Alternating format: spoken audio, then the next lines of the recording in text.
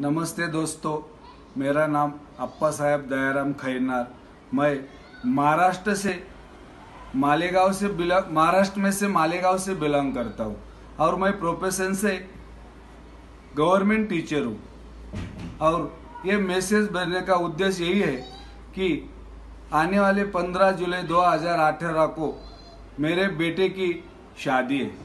तो इसमें मैं महाराष्ट्रियन होने के नाते, मैं मराठी होने के नाते मैं मराठी में कार्ड बना रहा था।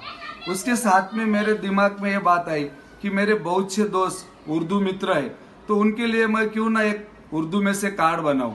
और यही सिलसिले में मैंने उर्दू में से शादी का कार्ड बनाया और वो बहुत लोगों को पसंद आया। मैं यही मैसेज देना चाहता हूँ कि सभी भाईचारे से रहना चाहिए। सभी भाई, हिंदू मुस्लिम, सब भाइयों के अपने भारत में एक साथ रहना चाहिए। और यही सिलसिले में मैं ये मैसेज भेज रहा हूँ। और आप सभी को यही मेरी विनती है कि आप आने वाली 15 तारीख को शादी के लिए मैं सबको आमंत्रण देता हूँ और आप सब शादी में आओ और बच्चों को आशीर्वाद दो। यही मेरा मैसेज है। जय हिंद, जय भारत।